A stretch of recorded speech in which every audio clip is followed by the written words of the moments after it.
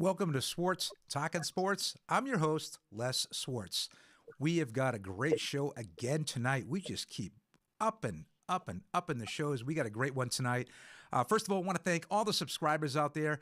We had a record 500 a week and a half ago. We're already up to 633 as of today. So thank you, everyone, for subscribing, all the viewers for making this show what it is. Remember, this is the fan show.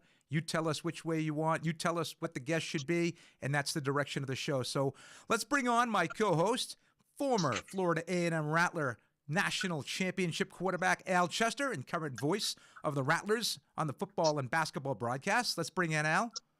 Hey, Les, what's going on, baby? Happy Tuesday. Happy birthday. Yesterday, you celebrated a big one. I did. I tell you, it's a blessing, man, to reach another milestone, and I know I'm blessed, and I'm truly blessed. You're the only guy that gets older and looks younger. It's unbelievable. I want to know what you're drinking because I want to drink the same thing. But before we bring on tonight's guest, let's have our producer Tony run the reel, and then we'll bring on tonight's special guest. Running back, number 29, Eric Dickerson. With the second overall pick in the 1983 NFL Draft, the Los Angeles Rams selected Eric Dickerson. In his first 4 years in the NFL, he scored 57 touchdowns and ran for nearly 7,000 yards. We are pleased to bring on one of the best to ever do it. Number 29 in your program, Eric Dickerson. Eric. Hey, what's happening? How you guys doing? Thanks for coming on. My man. Yeah, what's up? What's up, Al? Happy birthday, man. Thank you, man. I appreciate it. You're welcome, brother. So, Eric, let's jump right into this thing. Sealy, Texas. Tell us a little bit about Sealy, Texas, and growing up in Sealy. Sealy, Texas is about 40 miles west of Houston, right off I-10. People who know that area are kind of getting familiar with that area. It's about 20 miles from Katy, Texas. Since Katy has grown so much, Katy was like Sealy, like 2,000 people when I was there, but it's grown quite a bit now. Wasn't a lot to do there in Sealy. I mean, it's mostly a cow town, cattle, farm area. High school football was big there. So, that was a big thing in Sealy. Matter of fact, we won a first state championship there in 1979, my senior year in high school. And I think they went on to win 5 more, later in the later years. But like I say, that's football country. Not a lot to do. It's still small. Matter of fact, I have a house back there that I built for my mother when she was alive. And so I go back there. So I'm going to take my kids back. I have an older daughter that's 36 now. And I have a granddaughter. And I have 2 younger kids. My daughter's name is Erica, my oldest, and my youngest daughter is Carrie, named after my dad, and my youngest son is Dallas, named after my dad's brother. But I go back to my hometown. But like I said, it's not a lot to do back there. It's still small. Al, I know we want to talk to Eric a little bit about, his days, obviously at SMU, getting from Sealy to SMU. Maybe you can talk a little bit about why he chose SMU and his experiences at SMU. Yeah, Eric, the first thing that comes to mind when I hear Eric Dickerson, first of all, the 2 guys that were the prettiest runners on God's planet was a guy named Ray Robinson who ran track at Florida A&M, and Eric Dickerson. Man, where did you learn how to run like that? And give us a little background on when you started playing football and catch us up, fast forward to your SMU days. Well, man, it was I always say this here, it was a gift from God. I mean, I just ran like I ran. That was it. And the funny thing, my son runs just like me. He's 11. He's fast as I don't know what. It was, being in Sealy, it was not a lot to do there. I mean, so sports was the big thing, and I started playing sports early. I won't forget, I was just telling one of my good friends that when I was like in 5th and 6th grade, like 5th and 6th grade, we played, pick up football and that kind of stuff, pick up basketball. Nobody would pick me. I was kind of clumsy. They would let me. I could hike the ball, but I couldn't run the ball. So that was the thing. But as time went on, I got more athletic. And being there in that town, like I say, football town. I mean, it really is. When I think about my time at SMU, the reason I chose SMU is because of my great aunt who raised me, Viola Dickerson. I didn't plan on attending SMU. I wanted to go to Oklahoma. That's why I wanted to go to college. My first choice was Oklahoma, possibly USC, but it was far. I came out to USC on a visit to University of Southern Cal. And I just talked to OJ and Marcus and a couple other guys. I said, man, you won the Heisman, you came to SC. I said, yeah, but I think I'd been beat up. But, you know, just going there. The reason I went to SMU, like I said, was because of my mom, Viola Dickerson. She pushed that. And I really wanted to go to Oklahoma. I mean, and I'll never forget, she said, look, son, I'm an old lady. I said, what the hell are you going to do in Oklahoma? You're a Texas boy. Well, you want to go to Oklahoma? And, you know, I didn't get it. She said, you ain't going to live in no damn Oklahoma, Eric. You know, and I never thought about it like that. Right. I just knew I wanted to go to college. But I'll say this much here, really, truly, it's the best decision that she ever made for me, bar none. You know, that and even playing professional football, she made that choice too for over the USFL opposed to, you know, the NFL opposed to USFL. But I'm glad she made the choice for me, and it was good. I mean, it wasn't always good. You know, you go to college at first, you know, it was a struggle because you're talking about, you know, 1979. I mean, you know, it was a little different back then. There wasn't a lot of blacks at SMU, you know, mostly whites. But the football team was a lot of blacks, but the school was mostly all white. So that was a big change for me. But did I enjoy my time there? You know, like my last 2-3 years, man, I loved it. I mean, I love going there. I'm glad I went there. Matter of fact, my youngest daughter, I think she's going to be attending SMU also. She just told me that she wanted to go there, possibly SC, since we live in Southern California. But I think she said she wants to go to SMU, which makes me happy. I mean, I didn't push her. I mean, I said, you go where you want to go. Outstanding. Hey, tell me about your relationship with Craig James. I mean, today's game, I don't know if two backs like you guys could coexist. The game has been watered down for the running backs. I want you to tell me about that too, but tell me about your relationship with Craig James. Man, Craig's one of my good friends, one of my best friends. Matter of fact, I just texted him today because I have to go to Dallas at the end of the month, and I told him that about 10 of us guys are gonna get together and have dinner and see if he was in town. He said, I'm in town, I'll come. And Craig's a great guy. I mean, when I say a great guy, the thing I like about CJ never changes, always the same. What you see is what you get. I mean, he's loyal. He's a genuine guy. And I got to say, I think, you know, when we did that deal at SMU, you know, the sharing time, splitting time, he didn't like it and I didn't like it either. I mean, this wasn't something I was too keen on because, you know, he had been the guy at Stratford and I had been the guy at senior high school. We both won state championships at the same time. He won 4A state championship and I won a 2A state championship. So we wasn't big on that.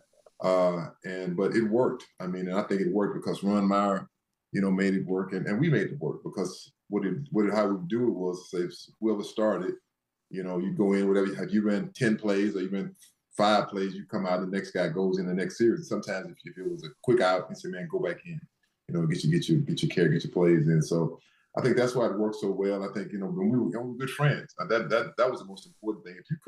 If you wasn't friendly or, you know, if you'd be jealous of another guy, then it wasn't going to work.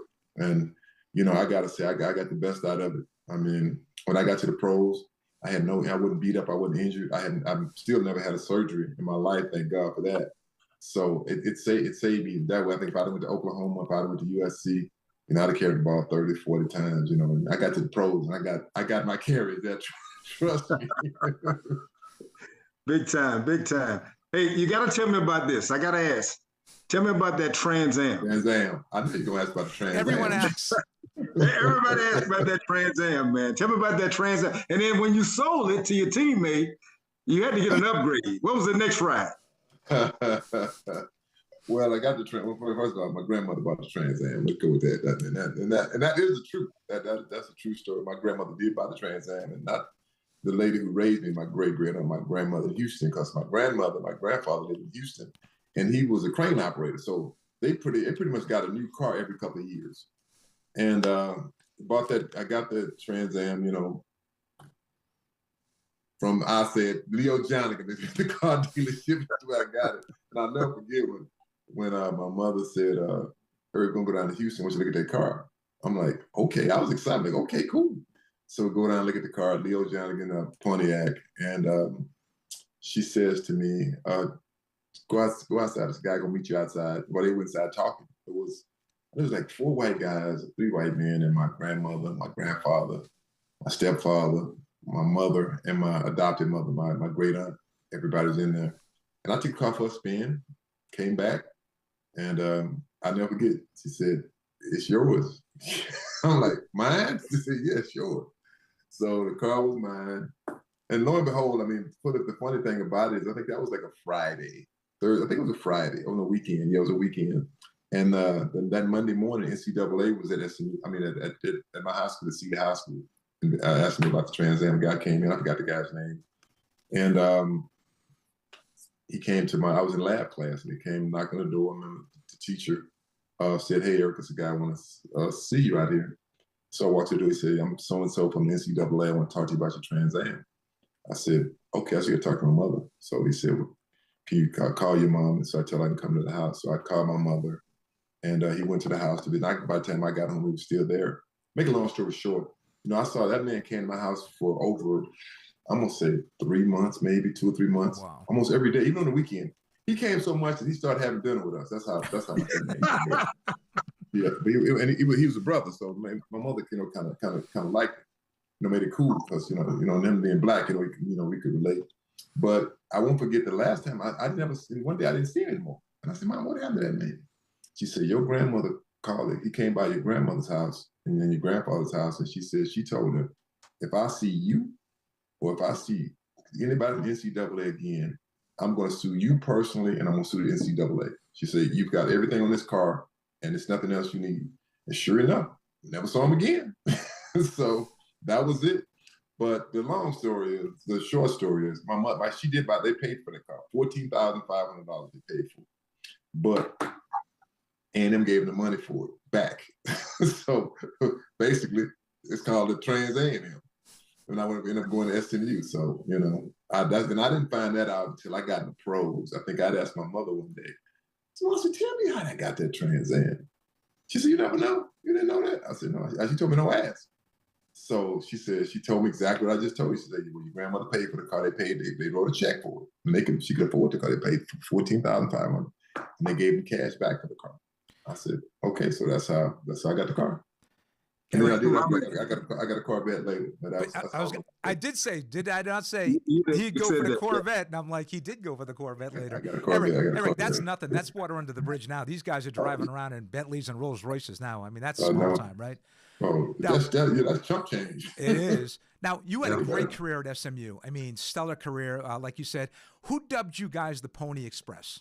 Was it a sports writer, a local guy, or did you guys come up with it on your own? I want to think it was Russ Potts, because when I got there, it was Mustang Mania. That was the thing called Mustang Mania. I like that Mustang Mania. I think my first 2 years, and then I think my junior year, it came up with a new slogan: "The Pony Express, we deliver the mail on Saturdays." That was the slogan, and it just kind of took off and stuck. And honestly, I didn't know we were that big, because my thing was, when I came to LA, I was like, nobody really knows who we are, knows who I am. I said, I'm gonna make them know who I am, because I knew how good we were as a football team. I knew how good I was as a football player, so I wanted to show the whole world how good I was, so they didn't know me. And it's funny, when I got to LA, people said, "Man, we knew who you were." He said, "Man, they just trying to catch you on satellite. They catch you on the weekends. They would show y'all's games as we were in Texas. They show them out in California, so we saw y'all."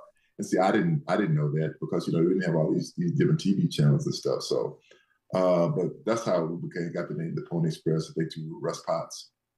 But your senior year, you guys are the only Division I team to go undefeated, and you didn't win it because you tied, I think, Arkansas in the last game, 17-17, beat a Dan Marino-led Pitt team, a really good Pitt team in the Cotton Bowl, and a one-loss Penn State team gets in. I think you guys were gypped. You guys finished number 2. Oh, man. You were the best team. We got gypped so bad. I mean, seriously, because I'm going to tell you one thing about our football team. We had so many good athletes on that team. A lot of guys went pro. And one thing about our defense, I'll say this much, and I can say it, our defense was physical and dirty. They were a bunch of gangsters and thugs on the defense. Matter of fact, a guy, Darren Boone, who played got there. He said he went to Business University of Texas, and he said Fred Akers told him, "We know you're looking at SMU." He said, "You don't want to go there. They ain't nothing but a bunch of gangsters and thugs over there."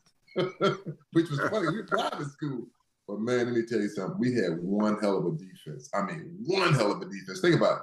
That defense held Dan Marino to 3 points in that game. It was freezing cold out there. But man, that defense was great. We were an undefeated team. They screwed us because they wanted Georgia and Penn State. I won't forget that year they talked about, Penn State is the only team. No, Joe Paterno has not won a national championship, and it's unfair to college football.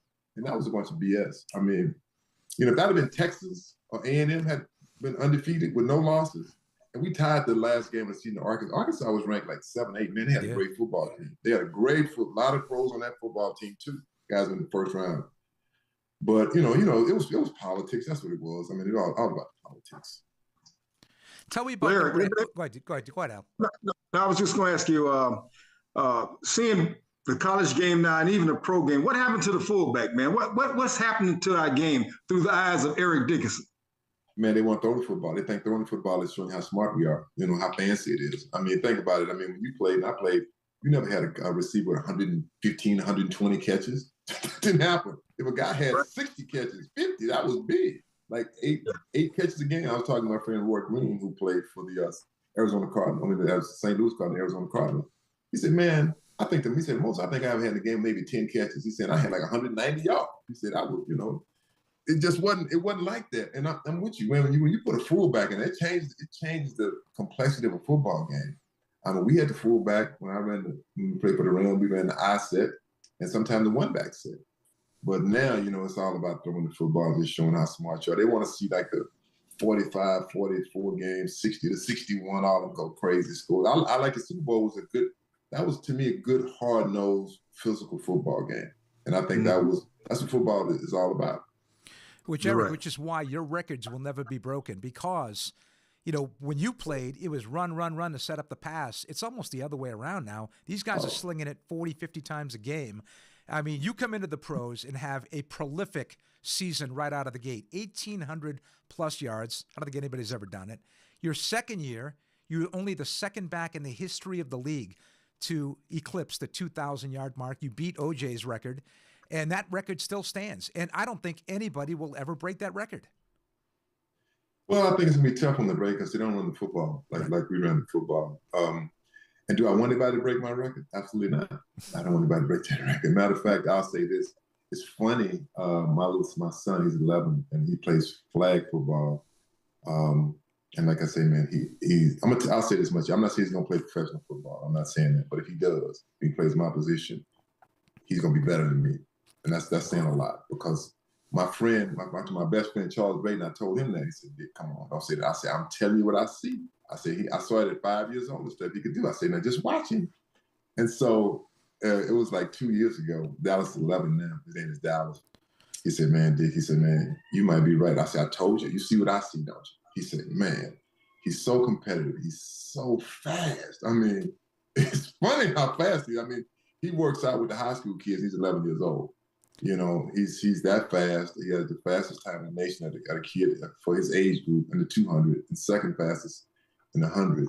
So, I said this when I was young. I didn't have any kids, especially a boy. And they asked me about my breaking my record. And I said, I don't want anybody to break my record. And they said, well, records are meant to be broken. I said, who said that? I said, people who said that don't have records. I said so. That's a good one. Never heard that one before. Yeah. I said, so if anybody breaks my record, I said, I'd like to say I have my son break it. I said, I have a son. And the funny thing was he asked his mom, I think like a year ago, he said, Mom, what is Dad's record in Russia running football? She said, over 2,000 yards. He said, I'm going to break that record one day. And man, that would be, if I'm around, that would be the happiest day of my life to see my son break that record. So if it's broken now, I hope he breaks it. Well, speaking of records, Al and I talked about this. So you've got two really big ones. You've got the single season, but you also, and Al can talk to this, that game against the Cowboys where you lit up against the Tony Dorsett-led Cowboy team. 248 yards in that game? And we've got some video on that game. My producer can cue that up, but maybe you can talk a little bit about, did you just feel something extra in that game? Did you have some extra juice, or did you just feel it during the whole game? Like, how did that thing unfold? Well, first of all, I didn't like the Cowboys. I just couldn't stand the Cowboys. A Texas boy doesn't like the Cowboys? No, I couldn't stand the Cowboys. That America's team crap, that really hurt me. And when it came for draft, Tom Landry told John Robinson that he said, I think he made a bad pick with him. He said he's too big, he's too tall, and he's not as fast as he looks. So when I heard that, I'm like, okay, cool. Like, so every time we played them, I stuck. I always had 100 yards against Cowboys. Every time we played them. And that game in particular was just a really good game for me because I knew the guys back in Texas was watching back in my home state of Texas. Some of the guys were Cowboy fans. Matter of fact, I got one of my friends now who still talks about it. They're from Lynch. I went to college together. He said, man, you know, I left my team. He said, man, I was hating you, just killing them. You were killing me with that. So, but yeah, I never did like the Dallas Cowboys. Eric, tell me about the cut block you did your rookie year on Lawrence Taylor. Well, we had a play, and matter of fact, they call it late in the week. You know, usually have plays a little earlier, so it was like a Thursday. And my running back coach Bruce Snyder said, "We got to play where you got to block Lawrence Taylor." And I'm like, and I'm a rookie. It's my first football game. Actually, going to New York to play the Giants opening day. And I'm like, what you mean block him? He says, you know, you just got to cut him and get his hands down, and then go throw the ball, pop to the tight end, like a little tight end in route. So, make a long story short, the game started. I mean, he was, you know, LT, you know, he crazy, man. He cursing, you know, you're a rookie. I'm, man, getting 100 yards on us, bitch, you know, this and that. And I'm like, I ain't saying nothing. So, late in the game, I think it's like third quarter, late in the third, we needed 1 yard. And they called that play. And so he rushed because he was on the end, and Mike Barber was right over. Mike slipped inside. He came rushing up the end. I cut him really good. And he got up and he grabbed me by my arm. And he said, hey, you mother, don't you cut me. And so I'm standing there like, we're going to laugh and talk and kind of shove. You hear me? And I just said yes. And I just went to the sidelines because he said, man, he told me, I'll kill your ass. You cut me. So I went straight to the sideline. I sit on the bench. And we had picked up the first down. And so it was funny. It was funny then. It wasn't funny to me then. It's funny now. They were looking for the running back. And they came and found. I said, man, Bruce, I'm not going back. And that man said, you're going to kill me, man. I ain't say, y'all call that pass stupid. That man cursing me out. And they like, Eric, okay, come on.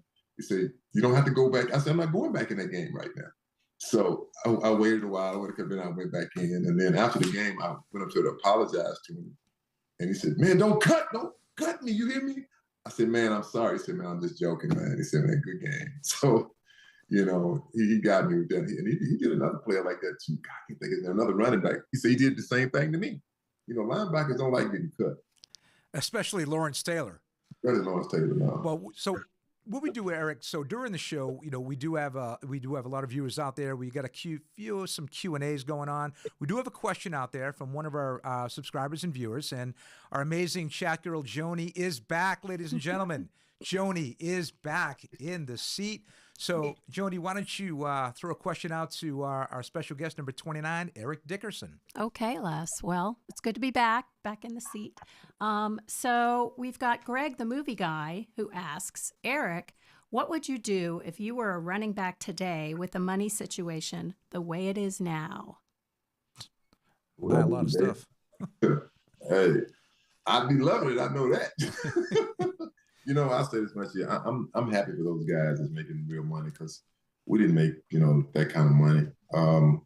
Much wouldn't change. I mean, I'd be the same guy. I bought my mother a house. I built my mom a house. That was the first big purchase I got. First I bought her, it was Christmas. I bought her a brand new car. Bought her a Cadillac. You know, that was a black man's and black woman's Mercedes back in the 70s, back in the 80s. That was like the Benz for us. So I bought her a Cadillac. Then I built her that house in Sealy. But really, it wouldn't be any change. I just have probably a lot more money. That's about it. But you know, I wasn't real flashy. I mean, I really wasn't. I mean, I like my sports cars, like clothes and stuff. But nothing. It would be the same. I'd be the same guy. Now, Eric, I've got a question. This is a personal question from me. Now, you put together a tremendous career with the Rams. You start off like a house of fire, and in doing the research, you know, I've obviously followed your career all the way back to SMU. In basically 11 seasons, 5 of those seasons, you were a Pro Bowl running back and a first-team All-Pro. Not everyone makes the Pro Bowl. Everybody makes the Pro Bowl. You were first-team All-Pro.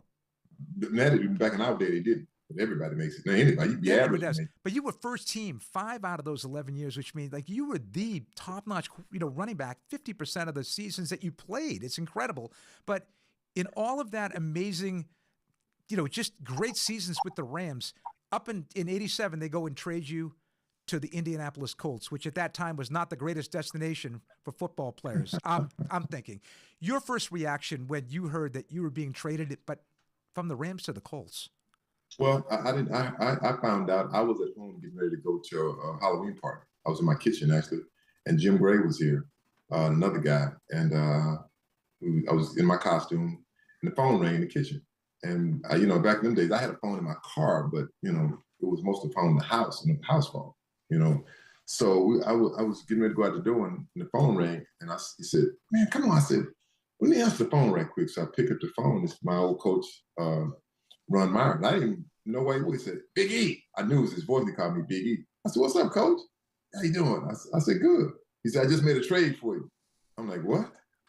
I said, "Where are you?" I didn't know he was in Indianapolis. He said, "I'm in Indianapolis." And he said, you got to be on a flight tonight at midnight. It was like 9 o'clock then, midnight, to catch a flight into Indianapolis. And that's how I found out I got traded. That's right there when I found out I got traded. It was a shock to me too. Did I want to go to Indy? No, I did not want to go to Indy. I mean, where I wanted to go, I wanted to go to Washington Redskins, where my cousin was, but they wouldn't send me there. I mean, I won't forget. He called me, and he said, "Man, I heard we're trying to get you." Dexter Manley was my cousin. He said, "Man, I heard we're trying to get you." I said, "Man, I know." And I never get his word. "Man, they ain't gonna do that. That's too much like right." Man, he said, "You kill it up here." So they traded me to the Colts. And the crazy thing about it is just show you how messed up they were. Tried to screw over me. And I gotta say, later he admitted it, that he was trying to send me to Siberia, to try to kill my career. John Who Shaw. was that, the GM? John Shaw. Yeah, John Shaw. John Shaw. I mean, we're good friends now, believe it or not. And I hated John for a long time. I did. I mean, a long time. Until he, we met up and he called and apologized to every man. He said, "I just want to tell you, you were the greatest player I've ever seen." And that should have never happened. As long as I'm with the Rams, you always do it. You're a Ram forever. And so, after that, it laid some stuff to rest. Because, I was making 150, 175. And I remember 2000, I was making $175,000. I was the second pick in the draft. John Elway was number one. I was two. I think John was making like $1 million. I'm making 175, which was way off kilter. But that's how they could do back then. The Rams, and the Rams are known for being cheap. But did I want to play my whole career there? Yes, I did. But knowing what I know now, they were broke. They kind of, like I say, they wasn't what they are now for sure. Because it was funny. I used to get two checks. You get like a check from, say, Bank of America and a check from, let's say, Citibank. And I found out they were, shuffling money around. And I didn't know that because I was a kid, young. And, you get two checks. When I got to Indianapolis, you got one check. I said, "What about the other check?" He said, "No, you get one check." Yeah, we talking about two checks. So, but like I say, that was then, this is now. But, hard feelings are gone. But I wish I could have played my whole career with the Rams. Yes, if I'd have played my whole career with the Rams, one or two things would happen. I'd have shattered those records. No doubt. Walter Payton said to me, we did the show Coach. And we were backstage, me, him, and LT. And he said, "Eric, man, I want to say something to you." And I said, "What, Walter?" He said, "Man, I want to say thank you for getting traded." And I said, "Traded? Why you said it?" He said, "Man, you broke all the records." I said, "Come on." He said, "Eric, trust me. I'm telling you, you broke all the records." So I said, he said the Rams messed up by doing that. But I'm just telling you, that's how good you were. I said, "Thanks, Walter." So, but, like I said, I was carrying the ball a lot, so I could have got hurt. So you never know. So I always figure everything happens for a reason. God put me in Indianapolis for a reason, and then so be it. Eric, what advice would you have for high school and college kids coming out today? What would Eric Dickerson say to a up and coming high school and college player, and not an athlete, period? It doesn't have to be a football player. What would you say to them? Well, most definitely get your education. Education is very important. Education is power, is knowledge, and everything else. Because, you can't play this sport forever. Any sport. You can't play any sport forever. I don't care if it's golf or whatever. You get old. Your body gets old. And that's the facts. You look at me running on that football field. Look at this picture behind me. I was a young Eric Dickerson. But one day you're going to be an old man. And I tell all these kids that, man, but take advantage of that education that you get in for free. A lot of kids don't. I just got to even take myself. I didn't take full advantage of it either because I didn't graduate from SMU. I wish I would have. I tried to even come back, but And I'm just going to school, even though I tell my kids, you're going to graduate. I mean, I just think that's important because it's no guarantee you're going to play professional football. It's no guarantee you're going to play professional baseball. But if you have the knowledge to do other things other than play that sport and take care of yourself, because it's life after sports. It is. I tell all kids it's life after that. I say, you're going to be an old man or old woman a lot longer than you're going to be that young person that you see wearing that uniform. Absolutely. Well, Eric, so I know, I know the time's short. I know you've been super nice, coming on with us. And we do want to go to a quick commercial break, but we do want to get, and then we want to talk about Young Warriors, because I think that's very important what you're doing there. We're going to put up a lot of things on that foundation that you started. But we do have 2 questions from some of our viewers. So let's just, Joni, get them in quick before we go to our first commercial break. Okay, Barry asks, back in the day, you rushed for 3,000 yards. You set the standard. Where did you get your drive from? It was just an inner drive. It was, like I said, it was a God-given talent. And I hate losing. Man, I hated it. My son hates it too. He like me. I could not stand losing. And my thing was, I always wanted to be the best. That was it. I mean, that was my whole thing. I didn't want to be just one of the guys or a good guy. I wanted to be the best player on the field. And I want to get my senior year. At times, I felt like a man playing with boys. And even in the pros, it was times like they can't run with me. I'm bigger. I'm faster than them. They can't keep up.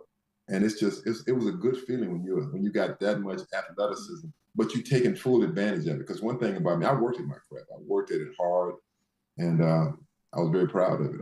And I thank God for the gift that He gave me. And that's what it was. It was a gift, but I worked at it. All right, well, we'll come back with that question after this. But, Eric, we're going to do something real quick. You're the first person we're doing this with. And we're going to do this with every athlete of every sport. We're going to call this in the NFL, the 2-minute warning. So, real quick, myself and Al are going to give you 4 questions. You don't have to elaborate on it. Just a quick 5-second, you just let us know, and let's do it. So, let's let Al start us off. Eric, what's your favorite color and why? Black, because it's mysterious and it's cool looking. Nice. All right, Eric, SMU going to the ACC, good move or bad move? I think it's a great move. They'll be taken seriously as a football program and a powerhouse. I think they'll get back to where they should have been years ago without that death penalty. All right, yeah. It's Black History Month. When I say Black History, what comes to mind? Muhammad Ali, my favorite athlete. Nice. And number 4, I can't top that one, Eric. That's a really good one. But my number 4 question, favorite pregame meal? I didn't eat candy bars, believe it or not. And what kind of candy bar? 3 Musketeers. That's why I like this guy. He likes candy bars just like me. Plus, we're both left-handed golfers, and you've got the sweetest left-handed swing next to Ken Griffey. You guys can have a sweet swing and golf swing. But, well, we're going to come back. I want to talk about Young Warriors. We're going to bring Benny the Book on as well. And I think we have a couple more questions from some of our viewers. So we'll be right back with more of Eric Dickerson and our guest host tonight, Al Chester, after this. Forever 24 Fit, Leland's only gym with 24-hour access. Get fit when it's convenient, utilizing Life Fitness, cardio, and weight machines. And for those of you who prefer free weights, there is a free weight area as well. Start your membership today and get on your way to a better you. 6 Happiness. Enjoy fresh Asian cuisine in a relaxed and friendly atmosphere where we believe good times deserve great food. Featuring the best sushi chefs in the Leland area. So come on in, and we guarantee you will be delighted.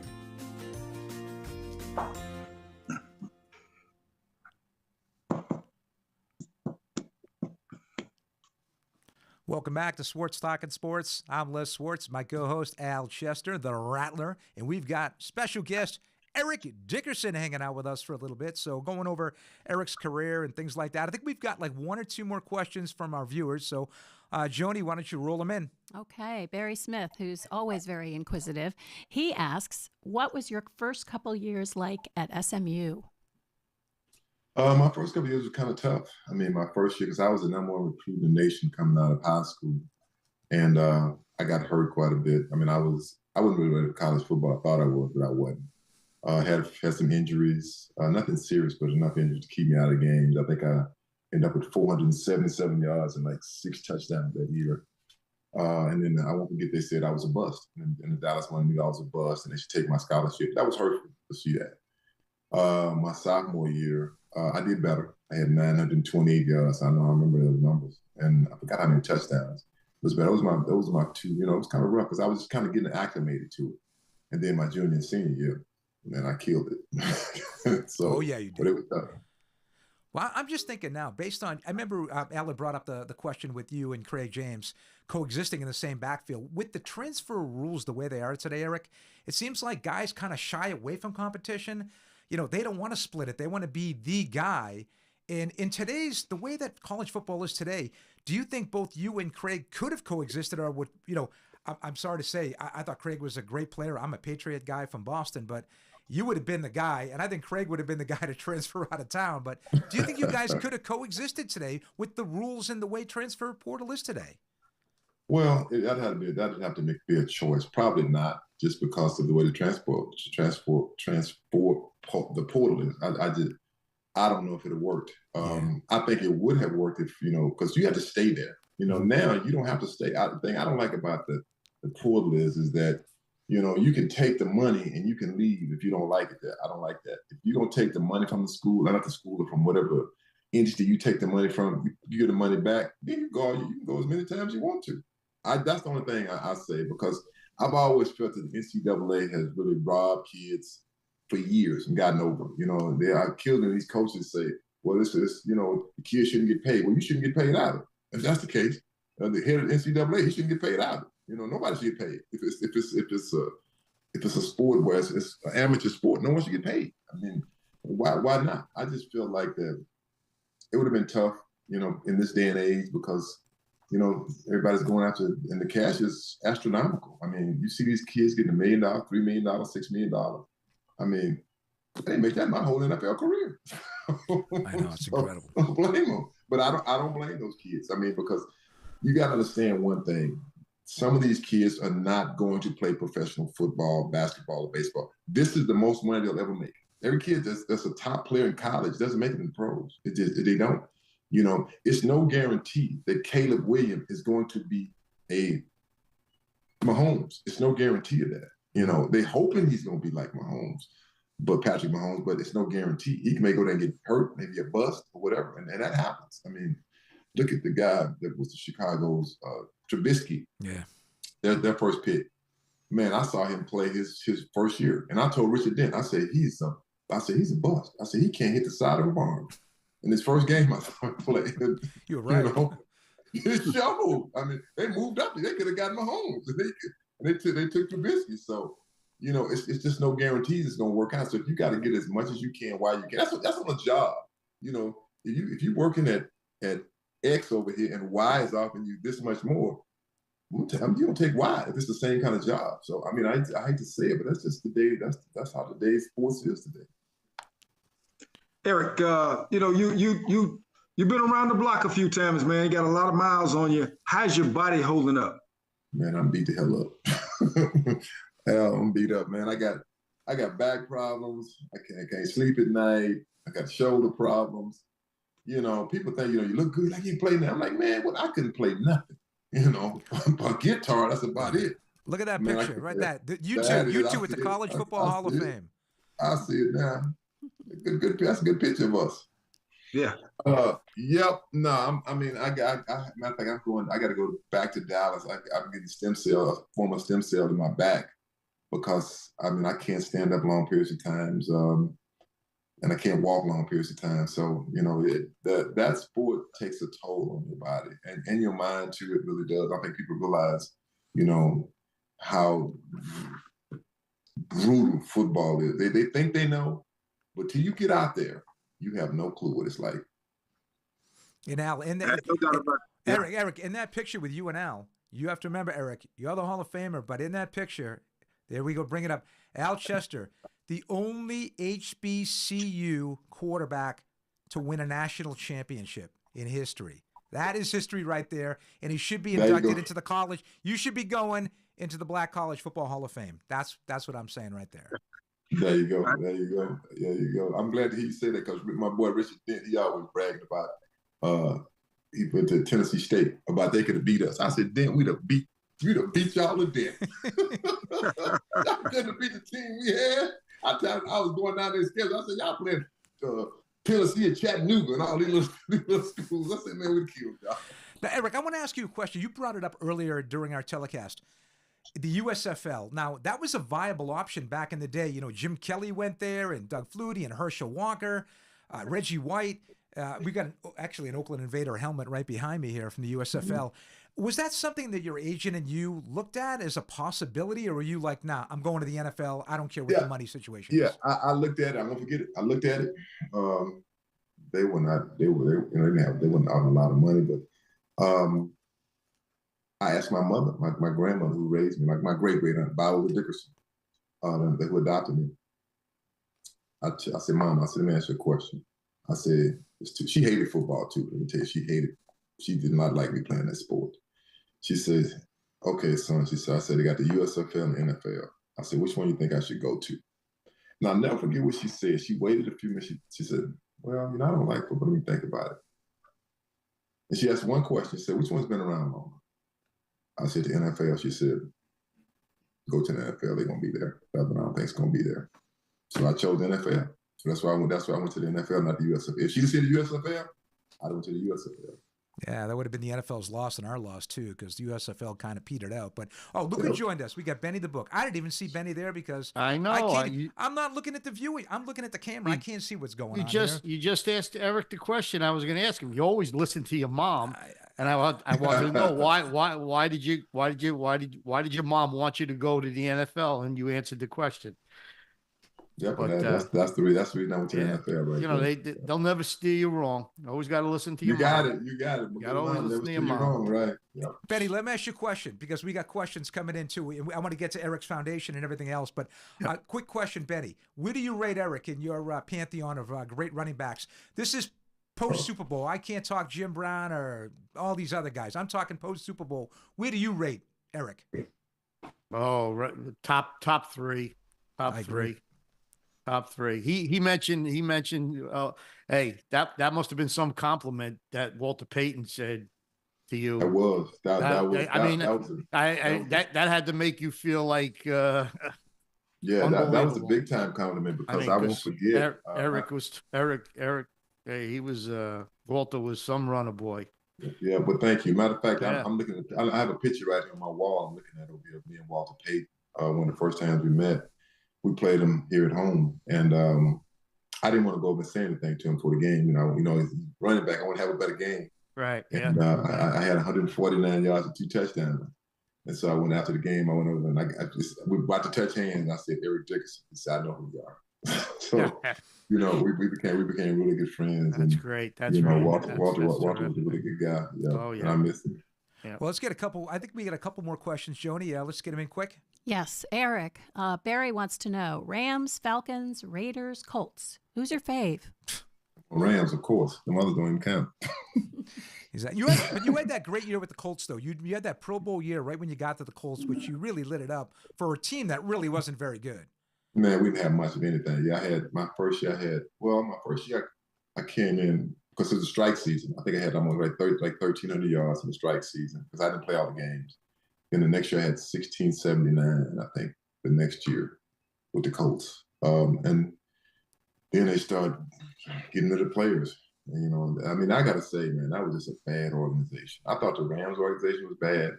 Whew, that one was 10 times worse. Was it really? I mean, you have any good stories about how bad it really was? I can tell you a couple of good stories about how bad it was. Let's hear it. Matter of fact, let me show you. I'm going to tell you how racist it was out there. Was it Indiana? I hear the thing that the Klan started in Indiana originally. The Klan really started in Tennessee. Okay. That's where Klan started at. Okay. But Indianapolis was a big part of the Klan also. And it's funny you say that. Matter of fact, I'd never seen a Klan rally till I was in Indy, and my cousin called. He lived in it. He said, "What you doing?" I said, "Nothing. Laying in bed." It was my off day. He said, "Turn the TV on." I said, "What channel?" He said, "Any channel." I turned it on. This is my first year there. And there was a big Klan rally downtown on Meridian. And I'm like, what the hell is that? He said, "I just want to show you where you at now." He said, "Whoa. This is what it's like in Indiana." And so I won't forget, I think it was 1991 or 90. They took, you take a banner and hang over a rail, like we love the Colts or we love whoever, we love Eric. We love AJ or whatever. We love Al. They took a banner and they hung over a rail, big sheet, and they had a picture of a black baby in the middle with the Indian style position, with a stack of money on one side, stack of watermelons on the other side, eating fried chicken. And I'll never forget that. That was like so demeaning. And I remember some of the players laughed about it, some of the black players. And I'm like, you MFs, I say, you so stupid, that could be you. All this just changed the number. Then they oh yeah, man, you right, that's messed up. So it stayed up there till after half. Wow. And I never forgot that. Matter of fact, the girl I was dating, we best friends now. At the end of the game, I came in to come up to the tunnel and she was crying. He said, Eric, how could you play? How did you even play, for this team? Yeah. I said, I have a job to do.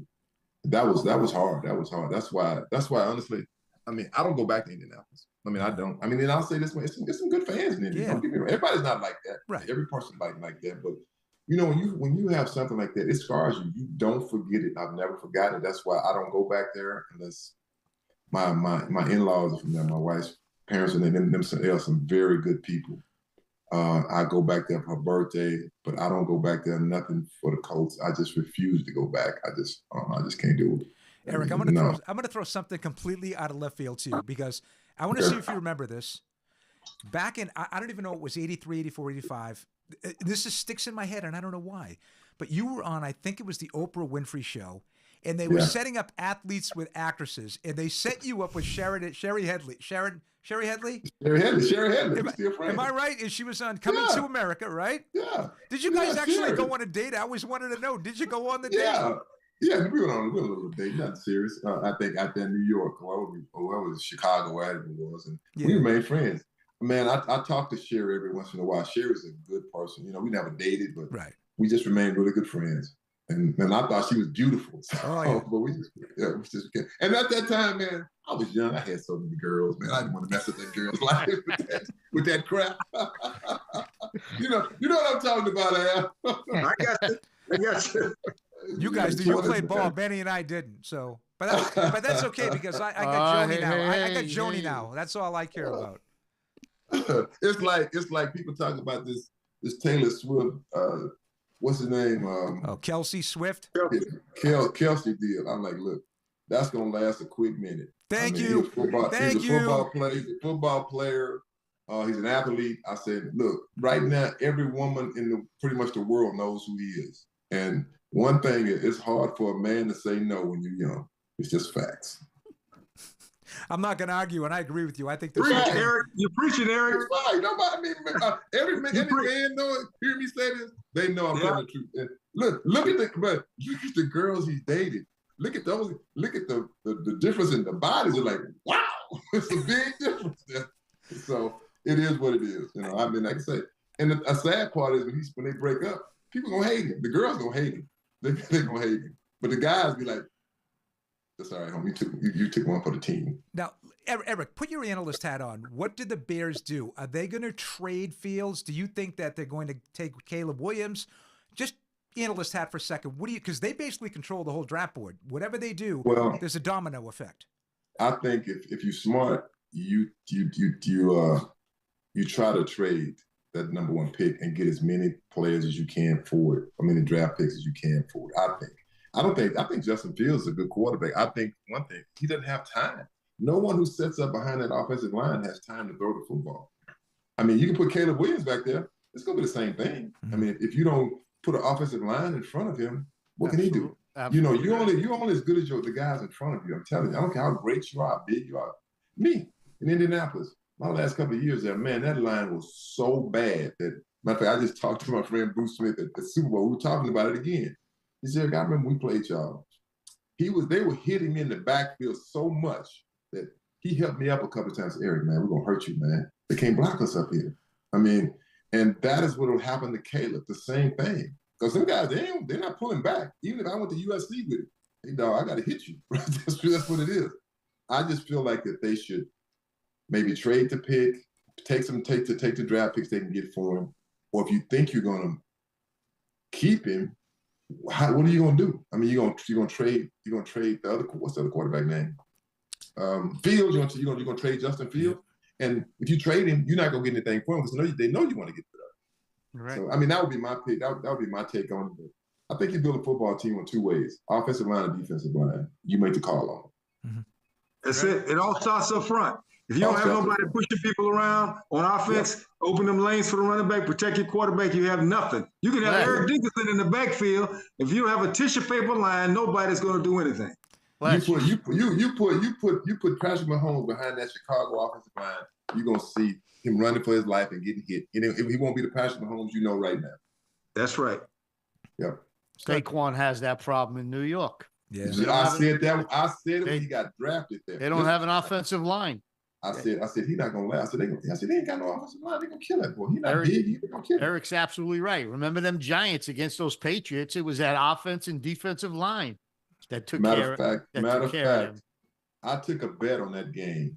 Straight up, I said the Giants gonna beat the Patriots. I'm like, no way. I said that defensive line. I said it's hellified, and they healthy now. Yep. So they certainly did a job on it. Well, Eric, do me a favor. Tell me a little bit about Young Warriors. Tell me about when you started it. What it's about. We're going to roll some things on it right now, but just kind of let everyone know out there what it is and when you got that thing started. Well, it's really my friend. This is my friend Jason Hill's foundation. Okay. It's for fatherless boys. I'm just on the board. I help raise money for it. Okay. It's a foundation that helps kids without dads. How to become men, how to go out and get a job, and how to carry yourself. Because matter of fact, I went to a prison about 5 years ago, and they had about 80 prisoners in there. We're talking to them, and they had them all lined up, and they said, everybody who didn't have a dad, please step forward. About 75 of those guys stepped. It was a trip. I mean, I'm like, wow. And I'd heard that my friend who's the founder of Young Warrior, Jason Hill, he's always said, Eric, a lot of the kids that don't have fathers, that's why they're in prison. He said, I was one of those kids. He said, I don't know who my dad is today. He said, imagine living in a drug-infested home. That's what I was brought up in, and I couldn't imagine it. So, but that is what the foundation is for, to help the young boys. And we're doing our golf event this coming Monday. We have a dinner that's Sunday night, and it's our 10th annual Young Warriors golf event. Nice. Yeah, and we're gonna run some things on it. As a matter of fact, what I'd like to do, Eric, and we're going to send you a couple of things maybe you can sign. We're going to auction those off, and we'll get the proceeds that will go out to Young Warriors as well. So no problem. We definitely want to do that. Real quick, quick hello from our friend Vince Coleman, who said that number 29, he loves you because you wore his number 29. And he was a big Rod Carew guy, but he's like, Eric was my favorite player in the NFL because we wore the same number. And I said, maybe, was Eric faster than you? That would have been a nice little 100-yard dash, you against Vince.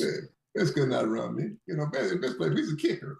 He's a kicker. Whoa. But I'm going to tell you, Vince, a hell of an athlete. He's one hell of an athlete. I got to give him credit. He's one hell of an athlete. Oh, man, yeah.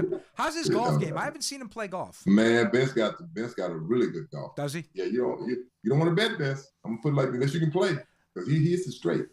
All right. Well, I've seen your swing, and you're heading to Vegas, what, tomorrow? I leave Vegas tomorrow. Yeah, I'm going to an event that Cordell Stewart is doing in Las Vegas. All right.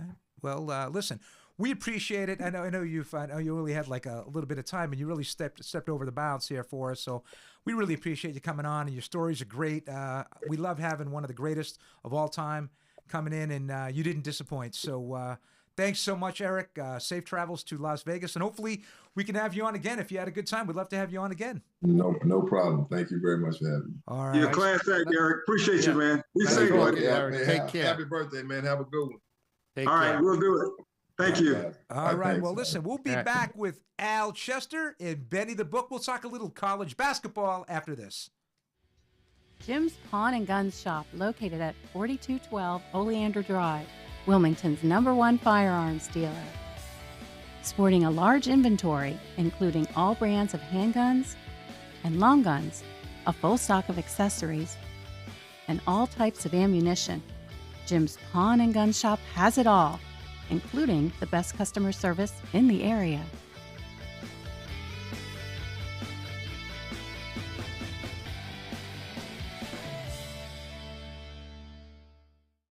Before the lights go out, call Wilmington Generators. We offer the lowest price and a 10-year warranty for all Briggs & Stratton installations. A Briggs & Stratton powers more of your home for less money. Call for a free quote. Wilmington Generators. We play with power. Welcome back to Swartz Talkin Sports. I'm Les Swartz, joined by my host, Al the Rattler Chester. And Benny the Book. That was something, guys. Yeah. Hey, great show, man. I tell you what, Eric's a class guy, man. Got a host of stories. And I tell you what, tremendous talent, man. You're talking about a guy finishing third in the Heisman. I mean, all the yards that he's rushed for. And you're right, nobody's going to break those yards, man. Not in our lifetime. I can promise you that. Not unless they go to 20-game season or some crazy thing, right? I mean, not even that, because they just, like he said, they don't want to run the ball. They don't want to run the ball. They get inside the red zone, man. They go 5 wide, empty backfield on the 5-yard line, throwing the ball in. Nobody's running the football anymore. Well, first of all, I want to say, this is the first show we've had on since the Super Bowl. So both you guys nailed it. You both had Kansas City winning. Brian Holloway, our guest, Al, I don't know if you remember, he actually had the game every single way. He said the Niners would be winning, Kansas City would come back, and then it would be an amazing ending. It would be an amazing game, and Kansas City would win on the last play of the game, and he actually nailed it. It was exactly, it went just like that, too. I mean, what a great Super Bowl it was. Fantastic plays. I mean, you got to see the heroics of Mahomes right there in overtime. What a great, and all the folks that were out there, they had a great time, I'm sure. Well, I got to ask both you guys this, because, Al, you're the former athlete. Benny, you're the man when it comes to, the sports books. Do you think there's, at least for me, there is, it's Chiefs fatigue? Like, all right, it's almost like, now I know what anti-Patriot fans were like when they won it every year, and they were sick of seeing, Brady check. That's what I call it. Tom Brady and Bill Belichick. I'm coining that phrase, Brady check. Is it kind of like, okay, all right, Patrick Mahomes, he's great. We know he's great. I don't want to see him. I don't want to see Taylor Swift. I don't want to see the Chiefs anymore. Give us the Lions. Give us the Dolphins. Give us something new. What do you guys think? Well, you know what? Go ahead, Benny. Go ahead. No. Yeah. Go ahead.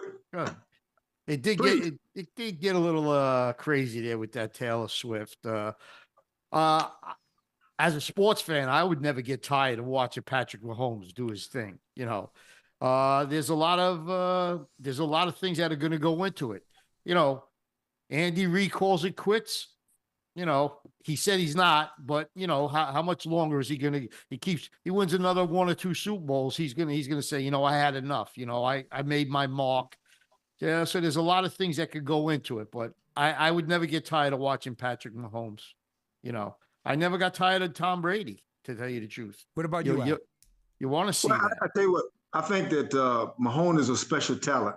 And just like we talked about in the pregame, the week leading up to the Super Bowl, we talked about the difference in the two teams. San Francisco, on paper, actually had a better football team in terms of, I think, talent and skill. But then Kansas City had Patrick Mahomes. Now, they had great players as well. But Patrick, when you get to that big dance, he's got that thing figured out. He knows how to win. Everybody wants to win, but everybody don't know how to win. He has that thing figured out. Yeah, you wanted to see Detroit, who had never been there in 100 years. And of course, you wanted to pull for Green Bay and even maybe the Cowboys. But once Patrick Mahomes gets to that big dance, he's going to will victory, and he finds a way to do it. He's a special kid, man. No doubt about it. If you saw him, he took off running a couple of times. And I'm going to tell you, the first half, San Francisco did a great job on it. And I was surprised San Francisco fired the defensive coordinator. Yeah, but right. I tell you what, he's a treat to watch. Yeah, it's he just makes everybody better on his team. I mean, you could put any. Look at it. He got rid of Hill. Now he won with guys that, what they do all year. They didn't do anything, right? Yeah. Rice got better. He got together with him. He played good. Kelsey started, maybe that threw him off a little bit with Taylor Swift there. But Eric's right. He next year that'll be forgotten. She'll be with somebody else. He'll be playing football again, and the honeymoon will be over. The honeymoon will be over. Yeah. Well, it's funny. I mean, probably the biggest play in the game, if you really want to analyze it, was a 4th down and 1. Mahomes takes it, fakes inside to the fullback. He sprints out, gets the first down. If he doesn't make that first down, the game's over. Absolutely. So, to your point, Al, like he did it with his legs and he did it down inside the 40. He scrambled and took off for 15. So, he could beat you both ways, and there's no doubt about it. I said the Niners had the better team. The Chiefs had the best player. And the best player in the league ended up winning out. He makes everyone better. But that was a great Super Bowl. You guys nailed it. I mean, we all got it right.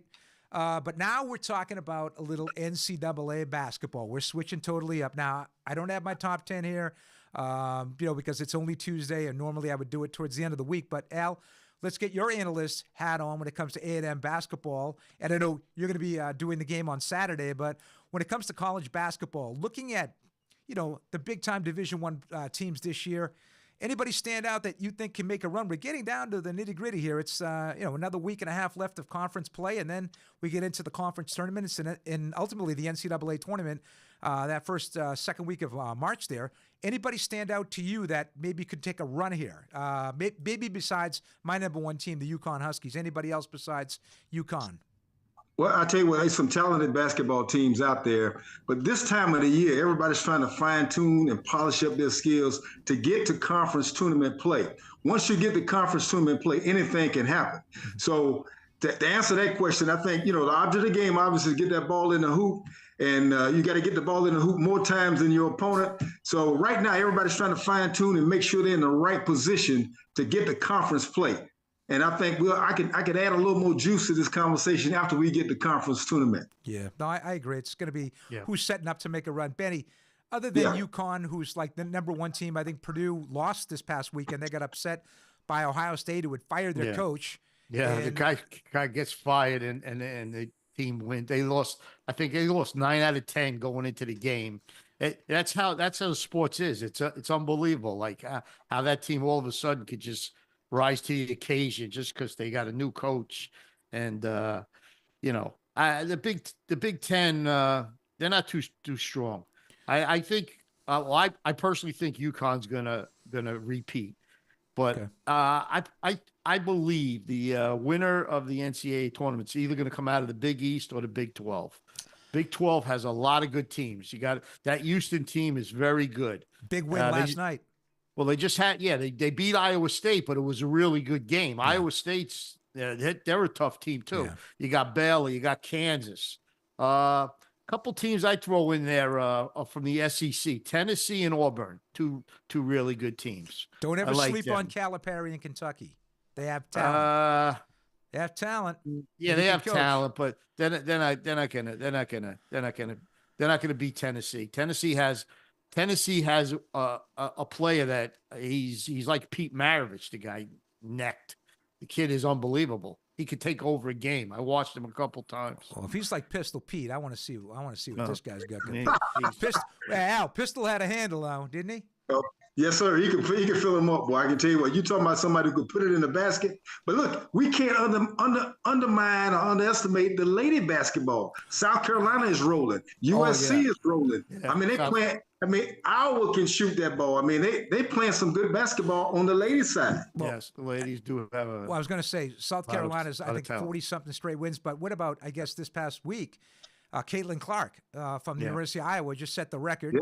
And she hits like a 40-footer from she's like the female Steph Curry. This girl's just filling it up from everywhere, Al. I've never seen anybody with that kind of range in the female game before. Yeah, she broke the record. She just came across half court, broke the record on a long three-pointer, and knocked the bucket down. She can shoot. They out that basketball, man. But she's going to stay at Iowa because she makes more money at Iowa than she would at the WNBA level. You're right. I mean, she'll stay in school for 7 years if she could. But, we're going to talk a little. We'll talk, NCAA basketball as we get closer to, once conference tournament play gets underway. We're going to have, actually, we got ESPN Wilmington. We got Slack on Sports, Randy Slack. I spoke with him. He's going to come on and join the show. He's got to hook up with UNC Wilmington, which could make a run and could be a surprise team in the tournament. They pulled an upset and beat Kentucky earlier this year by, I believe, 8 or 9 points at Rupp Arena. And they look like they're going to make it. That's my producer. That's Tony's favorite team here, UNC Wilmington, the Seahawks. So, we'll talk a little bit with Randy. We'll bring him on in a couple weeks, and we'll talk more NCAA basketball. But, Al, your homework between now and next week is we got to talk about a little NHL next week, right? So we're going to start bringing up we got to get a little hockey talk going. Hey, I got to do some homework. You don't find many black people playing hockey now, so I got to get smart on hockey. Get your skates on, Al. Come on, put your skates on. We'll teach you. We'll get you out in the we'll get you out in the rink, Al. We'll get you out in the rink. But listen, guys, I appreciate you guys jumping on, Al. As always, you know, my amazing co-host. You add so much to the show. We all love you. Again, happy birthday yesterday. I hope it was a great one. Yes, happy birthday, Al. Yep. Thank you. And Benny, you know, I'll take care of Benjamin anytime you need me to take care of him. He's a good cat. And we'll see you. We'll see you this week sometime. Give a shout out to my grandson. Happy And, birthday! 1 year old today. 1 year old. Very happy first birthday to Nathan. Nathan, happy birthday, champ. All right. That's right, in West Virginia. That's why Benny's old. West Virginia. Benny's Hotson, West Virginia. I gave you the game today. West Virginia plus the 2.5 points. Yeah. Who are they playing? They're playing UCF, University of Central Florida. Oh, okay. Up 10 with 14 minutes to go. All right. Well, he goes. That's why we call him the book, ladies and gentlemen, because the book. Benny the book. Benny the book. Benny the book. It's just we keep going chapter after chapter. The book never ends. So. All right. But listen now. We'll see you next Thursday with Jeremy Roenick, NHL All-Star and should be Hall of Famer. But we'll do that next Thursday. And Benny, we'll see you later on this week. I'll see you around the neighborhood. Okay. So, all right. guys, have a great week. Al, have a great week. We'll Take talk. care. See you next week. Guys, we'll talk. Right. I'm going to be back with the wrap after this. High Tide Chiropractic, located in Leland, North Carolina, off Village Road. Dr. Levi Bradburn and his team specialize not only on spinal and extremities care, but also focus on sports injuries and a variety of chronic ailments. Treatment plans may include diet and lifestyle behavioral modification to achieve optimal health. Call us to schedule your free consultation, and we will design a personalized program to meet your needs. It's time to get the results you deserve.